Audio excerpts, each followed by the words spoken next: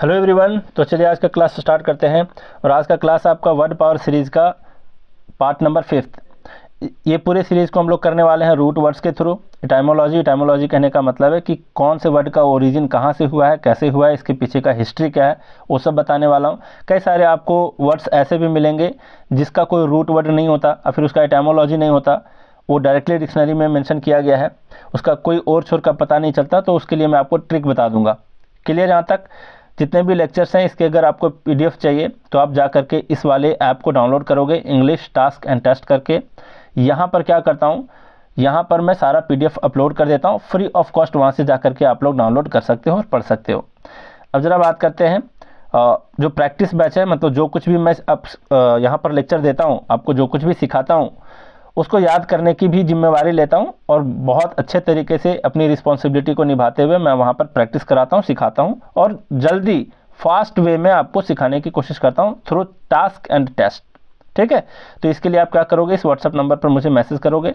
Simply आपको लिखना है कि सर प्रैक्टिस बैच ज्वाइन करना है, मैं आपको वहाँ पर ज्वाइन करा दूंगा और वहाँ से आपकी प्रैक्टिस स्टार्ट हो जाएगी। चलिए आज का क्लास स्टार्ट करते हैं। कुछ सफिक्स को आपको ध्यान में रखना है कि कौन सा नाउन होता है, कौन सा वर्ब होता है, कौन सा वर्ड एडजेक्टिव होता है, एडवर्ब होता है, कैसे पहचाने के समझो। एडवर्ब सबसे पहली बात कि एल वाई वाले वर्ड जितने होते हैं, लास्ट जो वर्ड करता है, जो भी वर्ड एल वाई से लास्ट करता है उसको एडवर्ब कहते हैं। कई सारे ऐसे भी वर्ड होते हैं जो एल वाई से लास्ट करते हैं, वो एडजेक्टिव हो जाते हैं। तो वो कब होते हैं, कैसे होते हैं, ये अगर आपको लर्न करना है तब आप क्या करोगे, एडजेक्टिव और एडवर्ब वाला टॉपिक देखोगे जो ग्रामर में मैं पढ़ा चुका हूँ। उसमें काफ़ी डिटेल में बता दिया हूँ कि कब एल वाई वाले वर्ड एडजेक्टिव होते हैं और कब एडवर्ब होते हैं। लेकिन इन जनरल सामान्य तौर पर एल वाई से लास्ट करने वाले जो वर्ड्स होते हैं वो एडवर्ब होते हैं, सामान्य तौर पर, ऑलवेज नहीं, हमेशा नहीं। ठीक है? फिर एडजेक्टिव की बात आती है तो यहाँ पर देख लो, इक है, एड है, अस है, अल है, आइफ है, ये सारे सफिक्स से एंड करने वाले वर्ड्स आपके एडजेक्टिव होते हैं। एट है, आइज है, फाई है, ये सारे सफिक्स से एंड करने वाले वर्ड वर्ब्स होते हैं। नेस है, इटी है, इज़म है, वाई है, आई वो एन है, ये सारे सफिक्स से एंड करने वाले वर्ड्स आपके नाउन होते हैं। क्लियर? सारे वीडियो में ये चीज़ मैं आपको बताते चलूँगा ताकि आपके जहन में ये बैठ सा जाए। अब आगे बढ़ते हैं। पिछले क्लास में हम लोग देखे थे वैसे रूट वर्ड्स को, मतलब ऑटो को देखे थे, ये सारे वर्ड्स आपके कंप्लीट हो गए थे। और यहाँ पर जितना कुछ सीखने वाले हैं सबका मीनिंग होता है आई सेल्फ से, मतलब one's own, personal, distinct, individual. तो ये सारा मीनिंग देता है। ठीक है? ऑलमोस्ट ये सारे वर्ड्स के एक ही मीनिंग होते हैं और उसके यूसेज जो होते हैं, उसका जो प्रयोग होता है किस तरीके से, अलग अलग तरीके से होता है, वो भी चीज़ मैं बताते चलता हूँ आपको। ठीक है? तो ये वाले सारे वर्ड्स आपके कंप्लीट हो गए थे। आज से स्टार्ट करने वाले हैं ईगो वाला वर्ड।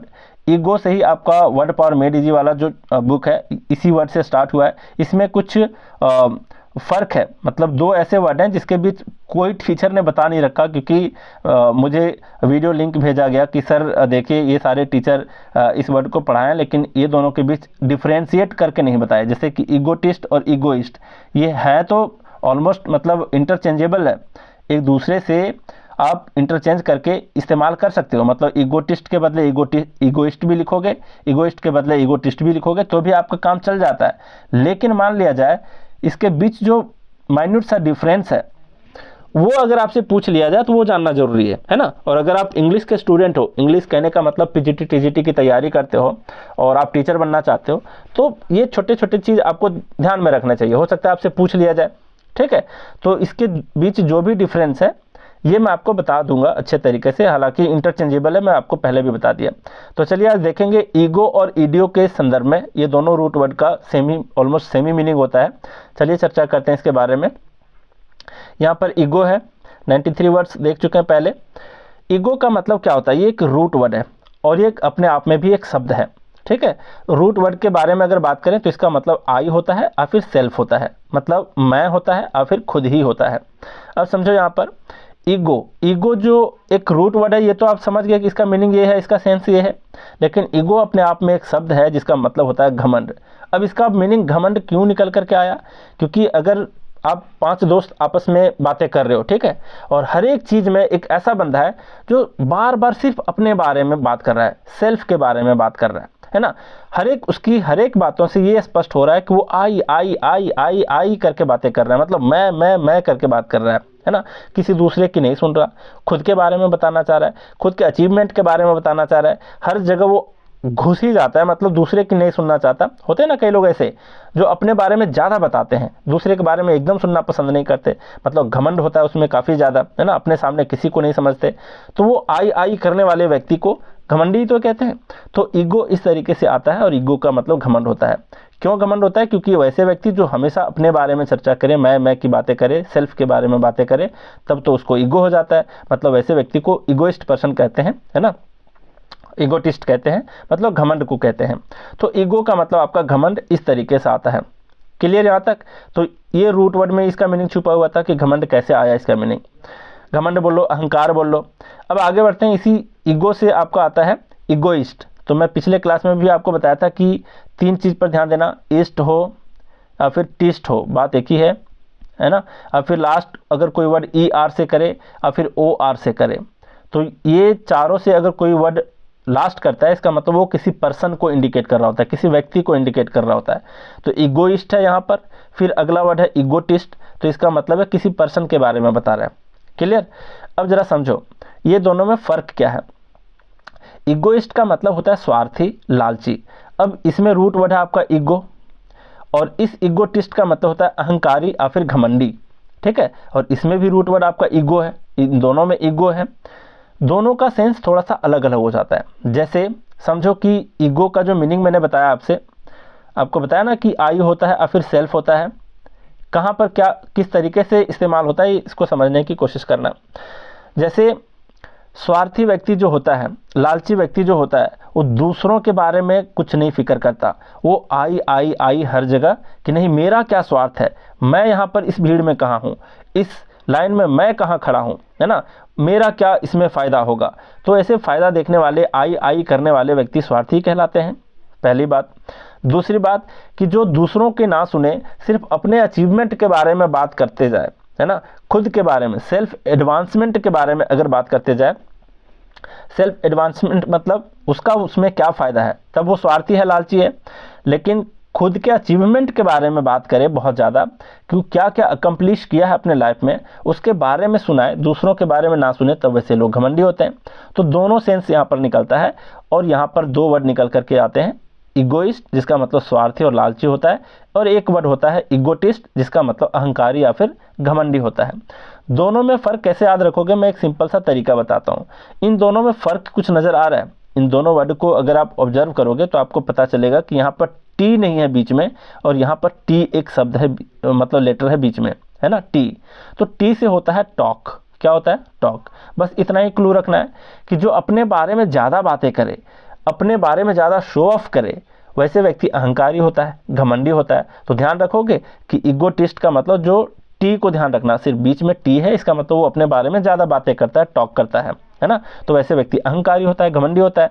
लेकिन कहीं भी अपना स्वार्थ ढूंढने वाला व्यक्ति, मतलब कहीं भी जाए तो अपना स्वार्थ पहले देखेगा, इसमें मेरा स्वार्थ निहित है कि नहीं है ना, तो ऐसे व्यक्ति को ईगोइस्ट कहते हैं। तो दोनों में फ़र्क समझ में आया, कैसे याद रखना है, तरीका मैं बताया याद रखने का। बीच में टी है, मतलब बहुत ज़्यादा अपने बारे में टॉक करने वाला, जो व्यक्ति शो ऑफ ज़्यादा करता है, घमंडी है, अहंकारी है। तो ईगोटिस्ट का मतलब अहंकारी और घमंडी, और ईगोइस्ट का मतलब स्वार्थी और लालची। क्लियर यहाँ तक? तो देख लो एक बार क्या है। ईगोइस्ट का मतलब है स्वार्थी या फिर लालची, जो हर जगह पहले अपने फ़ायदे के बारे में सोचे, आई कि मैं कहाँ हूँ, इस भीड़ में मेरा क्या फ़ायदा है, तुम लोग मुझे यहाँ ले जा रहे हो, मेरा क्या फ़ायदा है ना। हर चीज़ में अगर वो स्वार्थ को ढूंढता है, अपना स्वार्थ को देखता है, तो ऐसे व्यक्ति को ईगोइस्ट कहते हैं। अब वर्ड पावर मेड इजी वाला बुक पढ़ोगे, उसका जो प्रैक्टिस दिया रहता है, लास्ट में क्वेश्चन आंसर होता है, तो उसमें 3 तरीके से क्वेश्चन पूछा है। मतलब पूरे चैप्टर को पढ़ोगे तो पता चल जाएगा कि ये दोनों वर्ड एक ही नहीं, दोनों में फ़र्क है काफ़ी, है ना। और 3 तरीके से क्वेश्चन पूछे गए यहाँ पर है कि 1 वर्ड सब्स्टिट्यूशन करके पूछा है।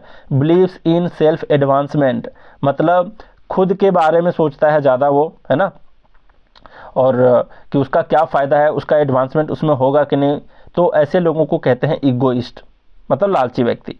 सुप्रीमली सेल्फिश, इसको क्या कहते हैं, तो इसको कहते हैं egoist. Is an egoist selfish, क्या वो सेल्फिश होता है ईगोइस्ट? यस, तो इसका आंसर है एस। ठीक है। अब ईगोटिस्ट की बात कर लें तो ये अहंकारी लोग होते हैं, घमंडी लोग होते हैं, मतलब ऐसी बातें करता हो जैसे वह दुनिया में सब कुछ कर सकता हो, हर एक चीज़ में दूसरों से वो अच्छा है। मतलब 4-5 लोग हो आपस में अगर आप, तो उसमें से एक व्यक्ति आपको ऐसा मिल जाएगा कि नहीं यार तुमसे नहीं होगा, ये मेरे से ही हो सकता है, और मैं यही कर लिया, मैं वो कर लिया, मेरे सामने कोई नहीं है भाई, मैं बहुत कुछ कर लिया अपनी लाइफ में, है ना। तो ऐसे लोग अहंकारी होते हैं, घमंडी होते हैं, है ना, अपने सामने किसी को टिकने नहीं देना चाहते, दूसरों को नहीं सुनना चाहते, तो ऐसे घमंडी लोगों को इगोटिस्ट कहते हैं। क्लियर। इसके लिए भी 3 तरीके से क्वेश्चन पूछा गया इस बुक में। एक है कि टॉक्स अबाउट अकम्पलिशमेंट, मतलब अपने जीवन में क्या क्या अचीव किया, अकम्पलिश किया, क्या क्या प्राप्त किया है ना, कितनी ऊंचाइयां तक वो गया है, तो इसके बारे में जो बहुत ज़्यादा टॉक करता है उसको कहते हैं इगोटिस्ट। ध्यान रखोगे, टी से टॉक। फिर है इनक्रेडिबली कंसीटेड। कंसीट का मतलब भी होता है घमंडी, ठीक है। तो बहुत ज़्यादा घमंडी जो होता है, इनक्रेडिबली मतलब अविश्वसनीय तरीके से बहुत ज़्यादा घमंड जिसको होता है उसको कहते हैं इगोटिस्ट, अहंकारी, घमंडी। फिर यहाँ पर क्या लिखा है कि is modesty one of the characteristics of the egoist. यहाँ पर क्या पूछा देखो, अच्छा एक ग्रामर का पार्ट है, यहाँ पर ध्यान रखना, वन ऑफ द के बाद जो भी नाउन आता है वो प्लूरल में होता है, कैरेक्टरिस्टिक्स, ठीक है, इस चीज़ को ध्यान रखोगे। बोल रहा है कि क्या मॉडेस्टी इसका एक करेक्टर होता है इगोटिस्ट का। तो मॉडेस्टी कहने का मतलब क्या वो विनम्र होते हैं? बिल्कुल विनम्र नहीं होते भाई, किसी को अपने सामने सुनते नहीं है, सिर्फ अपनी बातें करते हैं, है ना, बहुत ज़्यादा डींगे हाँकते हैं, तो वैसे व्यक्ति मॉडेस्ट नहीं होते, और इसका आंसर है नो। ठीक, तो मुझे उम्मीद है कि इगोइस्ट और इगोटिस्ट के बीच आप लोग फर्क समझ गए होंगे। अब इसी से आता है इगोइज्म। इगोइज्म ISM को मैं बता दिया कि ये नाउन को इंडिकेट करता है।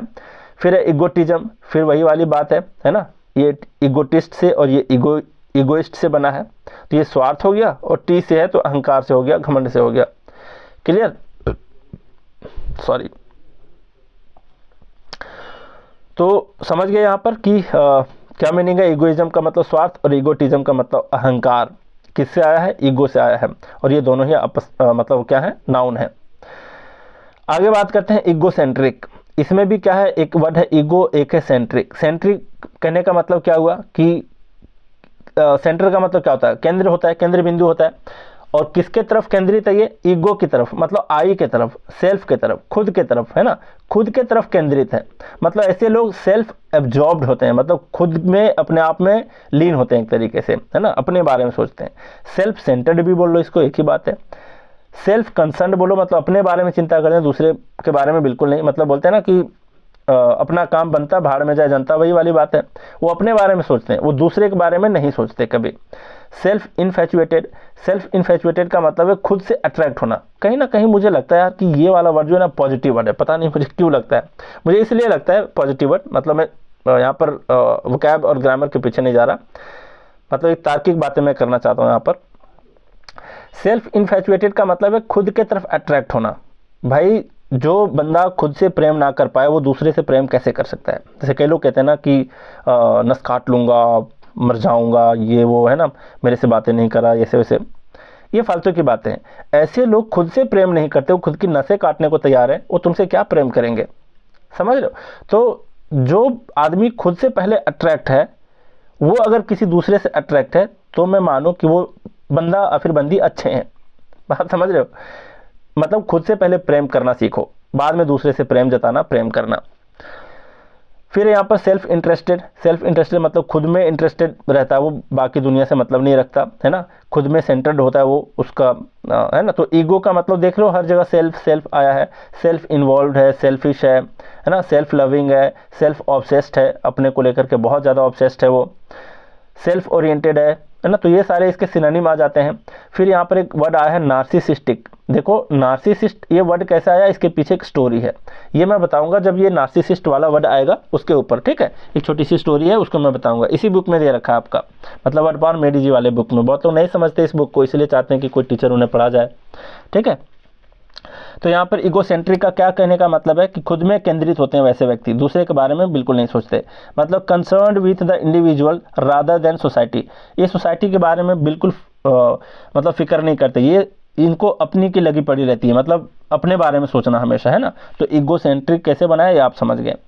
फिर है इगोमेनिया। मेनिया का मतलब होता है पागलपन, और ईगो का मतलब होता है घमंड। तो जिसको बहुत ज़्यादा घमंड है भाई, एक्सट्रीम लेवल का घमंड है ना, तो ऐसे लोगों को कहते हैं कि भाई ये इसको ईगोमेनिया है, बहुत ज़्यादा घमंड है। मतलब ईगो को अगर बढ़ा चढ़ा करके बोलना हो तो ईगोमेनिया कह देंगे। क्लियर। तो ईगोमेनिया का मतलब क्या हो गया, मेनिया का मतलब होता है पागलपन, मैडनेस, और ईगो का मतलब होता है घमंड वाला, है ना, मैं वाला, सेल्फ वाला। तो खुद को लेकर के जो बहुत ज़्यादा घमंड करते हैं, है ना, एक्सेसिव में, तब ऐसे लोगों को कहते हैं कि इसको ईगोमेनिया हो गया। द क्वालिटी और state of being extremely egoistic, है ना, ईगोइस्टिक या फिर ईगोसेंट्रिक, ठीक है। तो बहुत ज़्यादा ईगो जिसको रहता है उसको कहते हैं ईगोमेनिया हो गया उसको। तो ईगो वाले सारे वर्ड्स आपके कंप्लीट हो गए। अब चलते हैं हम लोग ईडियो के ऊपर। तो फर्स्ट क्लास में भी मैं बताया था कि ये सारे पर्सनल, इसका मीनिंग हो सकता है डिस्टिंक्ट, हो सकता है ओन, हो सकता है ना, और सेल्फ भी, आई भी इस सेंस में होता है। सेल्फ बोलूँ तो भी उसका मीनिंग ओन से निकलता है, इंडिविजुअल से निकलता है, पर्सनल से निकलता है, डिस्टिंक्ट से निकलता है ना। डिस्टिंक्ट का कहने का मतलब है कि स्पेसिफिक तरीके से खुद के बारे में। तो ईडियो का ये सारे मीनिंग है। अब समझो कि ईडियो से कौन कौन से वर्ड्स बने हैं, सबको एक बार देख लो। यहाँ पर बना है इडियट। इडियट का मतलब होता है मूर्ख, या आप लोग जानते हो। इसके पीछे का रीज़न क्या है कि इसका मतलब मूर्ख कैसे निकला, ये समझो। यहाँ पर है कि इडियट में एक है आपका रूट वर्ड छुपा हुआ ईडियो, और ईडियो का मैं आपको बताया पर्सनल, इसका एक मीनिंग होता है मतलब ऐसे व्यक्ति होते हैं जो पर्सनल ज़िंदगी में ही खुश हैं, उसको बाहरी दुनिया से कोई मतलब नहीं, समझ रहे हो। अगर ऐसे व्यक्ति हैं जो काफ़ी प्राइवेट तरीके से हैं, अ प्राइवेट और individual, a private citizen, a common man, है ना, a person lacking professional skill. अब समझो कि जो व्यक्ति इतना प्राइवेट हो, इतना ज़्यादा मतलब सेल्फ ऑब्सेस्ड हो, या फिर सेल्फ ऑब्सेस्ड नहीं बोलेंगे तो इसको कह सकते हैं कि अपनी दुनिया में खोए रहते हैं, बाहर की दुनिया में जाना पसंद नहीं करते, बाहर की चीज़ों को सीखना नहीं पसंद करते, तो उसके अंदर कोई प्रोफेशनल स्किल कैसे डेवलप होगा।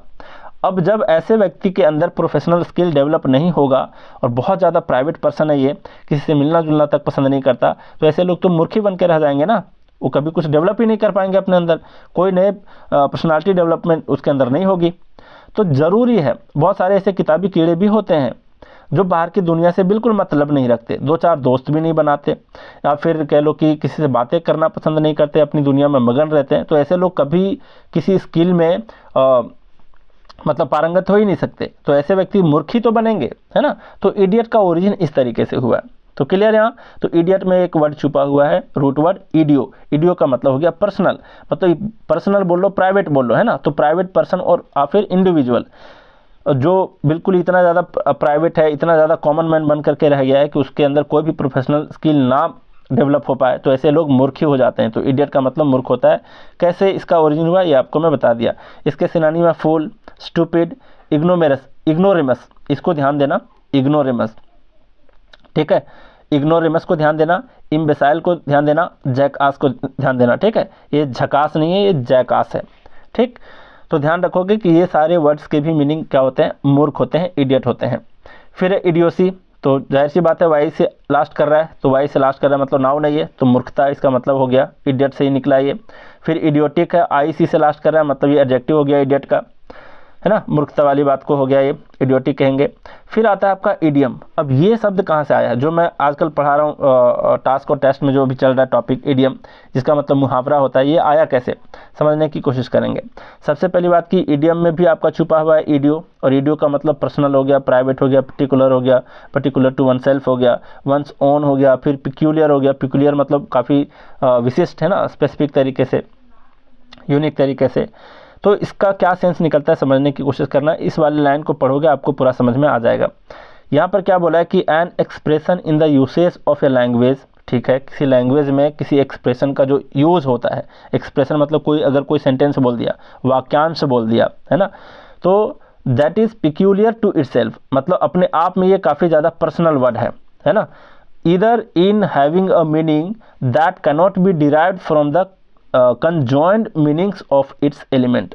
कहने का मतलब ये है कि मान लिया मैं आपको बोलूँ अप इन द एयर, तो ये क्या है, आपका एक ईडियम है, ये आपका एक मुहावरा है।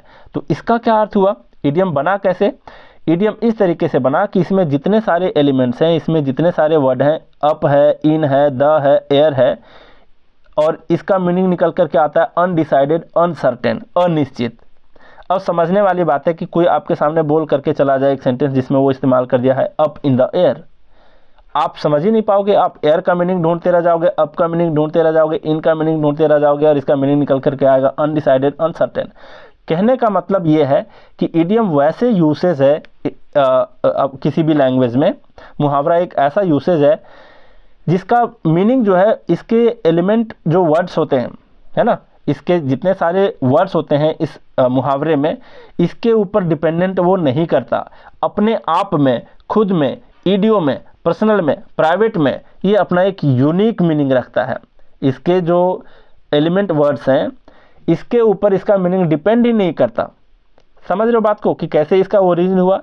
तो अपने आप में, खुद में इसका एक अपना यूनिक मीनिंग होता है और इसके जितने सारे वर्ड्स होते हैं इससे इसके मीनिंग का कोई लेना देना नहीं होता। तब ऐसे एक्सप्रेशन को ही कहा जाता है इडियम। अभी क्लियर हो गया? खुद में, पर्सनल में अपने आप को मीनिंग देने वाला जो एक्सप्रेशन होता है किसी भी लैंग्वेज में उसको इडियम कहा जाता है। जो उसके एलिमेंटल वर्ड्स होते हैं, एलिमेंट वर्ड्स होते हैं जितने, उसके ऊपर इसका मीनिंग डिपेंड नहीं करता, तब ऐसे एक्सप्रेशन को कहते हैं इडियम। तो यहाँ तक क्लियर है कि आप खुद समझ गए होंगे कि इडियम का आखिर ओरिजिन कैसे हुआ। ठीक है, अब आगे बढ़ते हैं। इडियोमैटिक है, अब एक है मतलब ये एडजेक्टिव है इडियम का, इडियोमैटिक मुहावरेदार, है ना, जिसे कहते हैं ना भाई बहुत ही इडियोमैटिक बातें करता है वो नेता, है ना, बात बात में मुहावरे कह जाता है। समझ रहे हो? खास करके जैसे आप लोग सुनते होंगे शशि थरूर को, है ना, वो इंग्लिश में ऐसे ऐसे वर्ड्स बोल करके चले जाते हैं जो मैक्सिमम लोगों को समझ नहीं आता, तो वो काफ़ी इडियोमैटिक तरीके से स्पीच देते हैं। ठीक है, हमेशा नहीं, मतलब जहाँ पर उनको शो ऑफ करना होता है वो ज़रूर करते हैं ऐसा। जैसे कि एक बार ब्रिटेन के पार्लियामेंट में करे थे, वो कांग्रेस के बहुत बड़े नेता हैं। फिर यहाँ पर इडियो ब्लास्ट। अब समझो कि इडियो ब्लास्ट आया कैसे। ब्लास्ट का हर कोई मीनिंग जानते हो, किसका मतलब होता है ब्लास्ट कर जाना, है ना। तो ब्लास्ट भी ये कैसे आया है सुनो। ब्लास्ट जो होता है मेडिकल क्षेत्र या बायोलॉजी में, इसका मीनिंग होता है स्प्राउट करना, फिर शूट करना। शूट कहने का मतलब है कि जो भी प्लांट होता है, ट्री होता है, उसके दो पार्ट होते हैं। ज़मीन के ऊपर वाले पार्ट को हम लोग कहते हैं शूट और नीचे वाले पार्ट को कहते हैं रूट, है ना। तो वो वाला शूट का मीनिंग देता है। दूसरी बात कि स्प्राउट का मीनिंग देता है। स्प्राउट का मतलब किसी बीज का फटना, है ना। बीज जब फटता है तभी तो प्लांट उससे निकलते हैं। तो ये ब्लास्ट का मीनिंग होता है, इस तरीके से ये निकलता है। वैसे भी ब्लास्ट का मतलब होता है बम का ब्लास्ट कर जाना, है ना। बॉम्ब ब्लास्ट हो जाता है कहीं पर तो उसका मतलब फट जाता है बॉम्ब। तो उसी तरीके से कोई अगर बीज स्प्राउट करता है, फटता है, तब इसका सेंस दिया जाता है मेडिकल क्षेत्र में, बायोलॉजी के क्षेत्र में, कि ब्लास्ट का मतलब होता है स्प्राउट करना। और इडियो का मतलब क्या हो गया? इडियो का मतलब हो गया आपका कि अपने आप में, है ना, अपने आप में वो ब्लास्ट कर रहा है। तो यहाँ पर क्या सेंस निकलता है? ब्लास्ट कहने का मतलब है कि कुछ ऐसे सेल्स होते हैं प्लांट के, है ना, कुछ ऐसे प्लांट के सेल होते हैं जो कि अपने आप में बिल्कुल यूनिक होता है ना। उस जैसे कि मान लिया जाए एक पेड़ है और एक पेड़ का एक कोई टहनी निकला हुआ है। अब ये टहनी जो है ये अपने आप में इतना यूनिक है कि इसके सेल से इसके कैरेक्टरिस्टिक्स जो है पूरे पेड़ से नहीं मिलता, एकदम अपने आप में एक यूनिक तरीके का होता है। कई बार आप लोग देखे होंगे कि एक ही आम के पेड़ में 2-3 तरीके के आम फलते हैं, मैं देखा हूँ। ठीक है, उसके मंजर भी 2 कलर के निकलते हैं, एक येलो और एक रेड में। मैं शायद एक बार, बहुत पुरानी बात कह रहा हूँ, मतलब वीडियो बनाया था आज से 2 साल पहले, शायद एक बगीचे में गया था, उस टाइम देखा था। तो कहने का मतलब ये है कि कुछ ऐसे प्लांट सेल होते हैं that differs markedly from neighbouring cells, मतलब जो उसके सेल होते हैं अगल बगल वाले, उससे वो काफ़ी डिफरेंट होता है, वो अलग तरीके से स्प्राउट होकर के निकला होता है ना। और इसका एक एग्जांपल दे दिया है यहाँ पर है स्लेरिड, है ना। स्लेरिड करके एक आपका एक प्लांट होता है जिसका यहाँ पर एग्जाम्पल दे दिया है। तो ये वर्ड तो आपसे पूछे नहीं जाएंगे क्योंकि मुझे ईडियो को बताना है, तो ईडियो के बेस पर ये वर्ड मिला तो मैं आपको बता दिया, है ना। ये वर्ड इन जनरल आपसे नहीं पूछा जाएगा, और अगर पूछा भी जाएगा तो समझ जाओ कि ईडियो का मतलब सेल्फ होता है, ब्लास्ट का मतलब होता है स्प्राउट करना, मतलब किसी प्लांट के बारे में कह रहा है कि वो अलग तरीके से अपने आप में एक यूनिक रहने वाला जो प्लांट सेल होता है उसको कहते हैं ईडियो ब्लास्ट। क्लियर यहाँ तक? फिर यहाँ पर समझेंगे ईडियोग्लोसिया।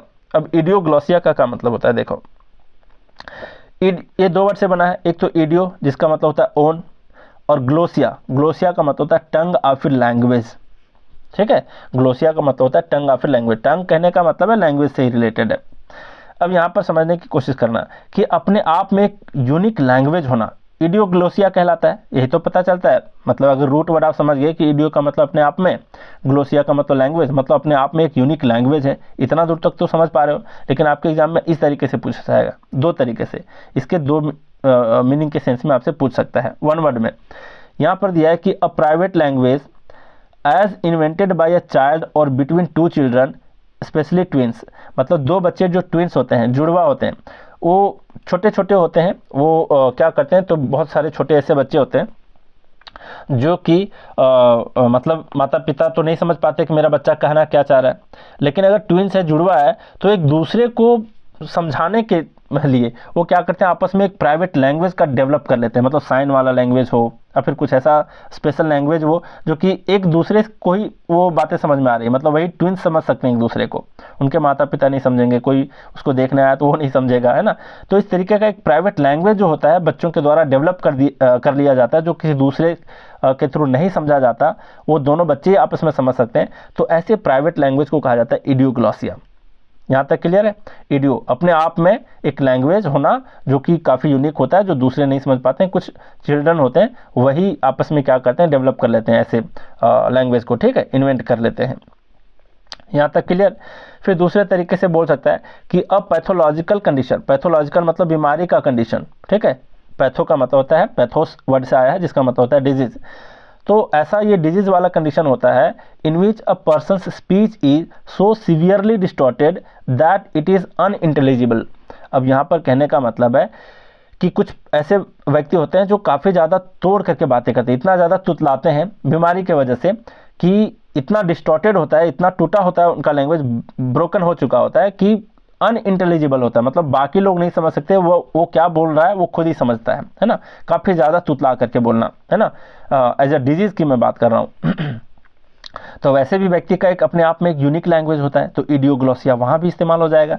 तो दोनों तरीके से आपके एग्जाम में पूछे जा सकते हैं कि कोई ट्विंस है, कोई बच्चा है, आपस में एक प्राइवेट लैंग्वेज को डेवलप कर लिया है तो उसको इडियोग्लॉसिया कहेंगे, या फिर कोई ऐसा व्यक्ति है जिसकी बात को कोई दूसरा नहीं समझ रहा, उसकी बात बहुत ज़्यादा डिस्टॉर्टेड है ना, बहुत ज़्यादा टूटा फटा है, वो खुद ही समझ रहा है, तो उसका एक पर्सनल क्या हो गया, एक ओन लैंग्वेज हो गया, है ना, खुद का एक लैंग्वेज हो गया, तो इडियोग्लॉसिया। बस यहाँ पर आपको ये समझना था कि इडियो का मतलब ओन होता है, पर्सनल होता है, और ग्लोसिया का मतलब लैंग्वेज होता है। क्लियर यहाँ तक। इसी तरीके का एक और वर्ड है यहाँ, इडियोलेक्ट। अब इडियोलेक्ट का क्या मतलब है, इडियोलेक्ट का मतलब है, इडियो का मतलब पर्सनल और लेक्ट का मतलब होता है लैंग्वेज। जैसे एक वर्ड आता है आपका डायलेक्ट, है ना, डायलेक्ट का मतलब होता है बोली, जो लोकल बोली होती हैं उसको कहते हैं डायलेक्ट, ठीक है। तो जैसे कि आप तमिलनाडु में जाओगे तो अलग अलग वहाँ पर डिस्ट्रिक्ट है, तो अलग अलग तरीके के तमिल बोले जाते हैं। बंगाली में भी जाओगे तो आपका जो वेस्ट बंगाल वाला बंगाली वर्ड सेंटेंस जो बोलते हैं वो अलग तरीके से बोलते हैं, और थोड़ा बहुत डिफरेंट होता है आपका जो आपका एक बांग्लादेश है, ठीक है। तो इस तरीके से छोटे छोटे रीजन वाला जो वर्ड होता है लोकल लैंग्वेज, उसको डायलेक्ट कहते हैं। कैसे आया है वो वर्ड उसको भी डिस्कस करेंगे आज। फिर यहाँ समझो आइडियोलेक्ट, तो इसका मतलब भी तो हो गया पर्सनल लैंग्वेज। अब पर्सनल लैंग्वेज का एक तीसरा पर्सपेक्टिव है कि किस तरीके से इस्तेमाल करते हैं। जैसे अभी पढ़े इडियोग्लोसिया, तो इडियो का मतलब पर्सनल, ग्लोसिया का मतलब लैंग्वेज। यहाँ पर इडियोलेक्ट मतलब पर्सनल लैंग्वेज, तो यहाँ भी है। तो तीसरा पर्सपेक्टिव किस तरीके से इस्तेमाल होता है पर्सनल लैंग्वेज के रूप में, ये समझना। यहाँ पर बोला an individual's unique use of language including speech. मतलब क्या हुआ कि हर व्यक्ति क्या होता है, हर भाषण देने वाला व्यक्ति, मतलब आप नितिन गडकरी का ले लो, या फिर मोदी जी का ले लो, या फिर आप शशि थरूर का ले लो, या फिर राहुल गांधी का ले लो, सबका अपना अपना यूनिक तरीका होता है भाषण देने का। जैसे देखते हो कि नितिन गडकरी बोलते हैं फ्लो में बोलते हैं, शशि थरूर बोलते हैं एकदम फ्लो में बोलते हैं, राहुल जी बोलते हैं तो बोलते बोलते अटक जाते हैं, टॉपिक से भटक भी जाते हैं। मतलब मैं मजाक नहीं उड़ा रहा, मतलब मैं अपना एक ऑब्जर्वेशन बता रहा हूँ, ठीक है। हालांकि वो भी बहुत बड़े नेता हैं, तो आप लोग बहुत बार मुझे टारगेट कर लेते हो कि मोदी के भक्त हो क्या।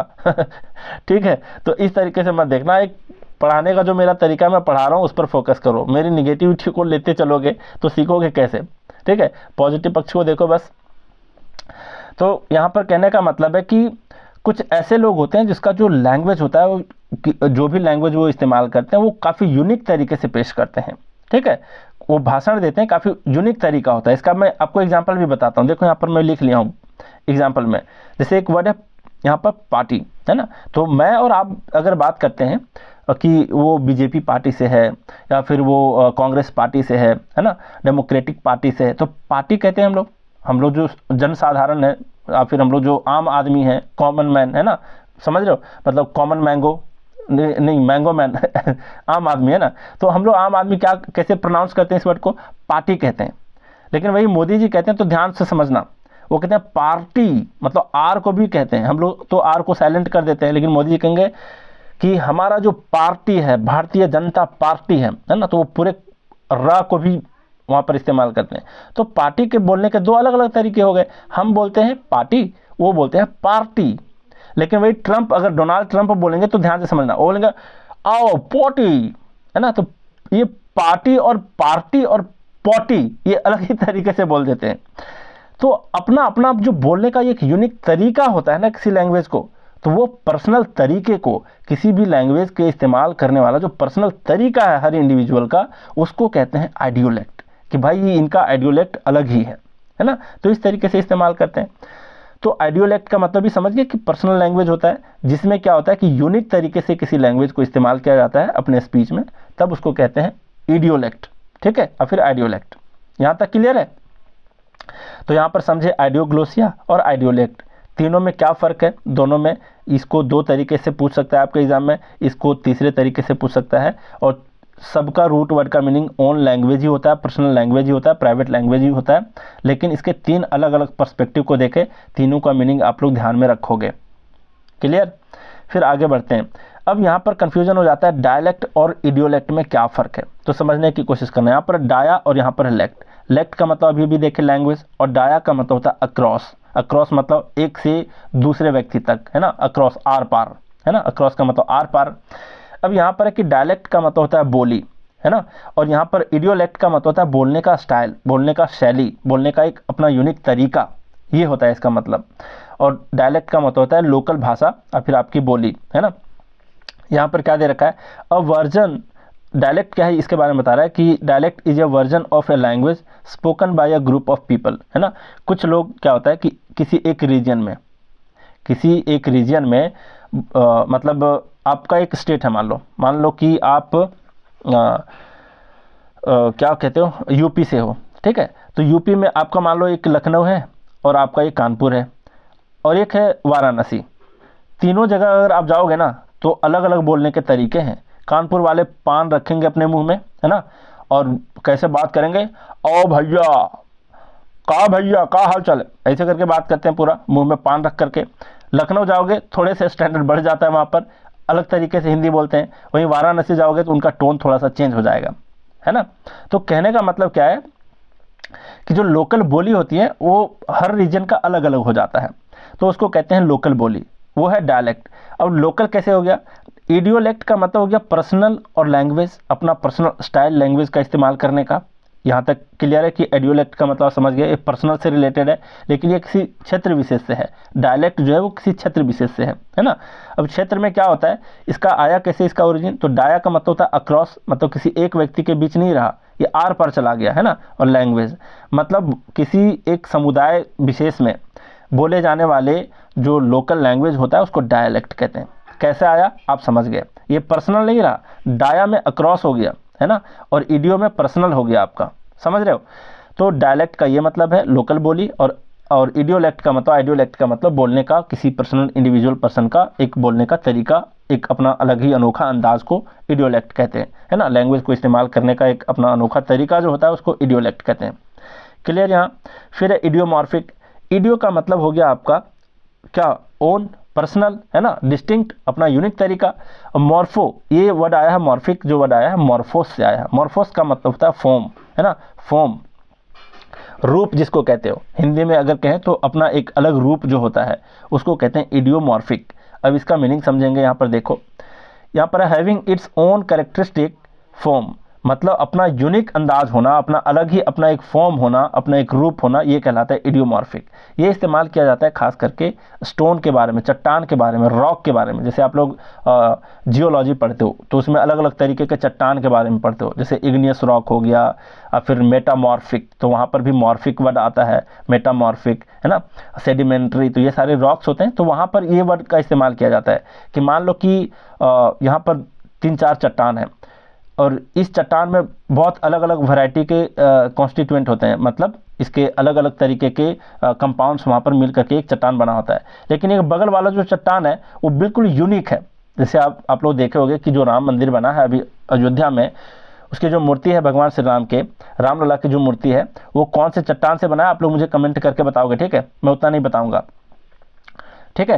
तो आप मैं देखता हूँ आपका जीके भी कितना आप सीखे हो। जो नेपाल से आया था वो रॉक, उस रॉक का नाम आपको कमेंट में बताना है। अब इस रॉक की खासियत ये है कि वो किसी खास तरीके के ही एलिमेंट से मिलकर के बना है, वो किसी दूसरे तरीके, मतलब उसका एक स्पेशल फॉर्म है ना, यूनिक तरीका है, मतलब उसमें दूसरा वैरायटी का जो भी रॉक का कंस्टिट्यूएंट होता है वो वहाँ पर नहीं मिला हुआ है ना।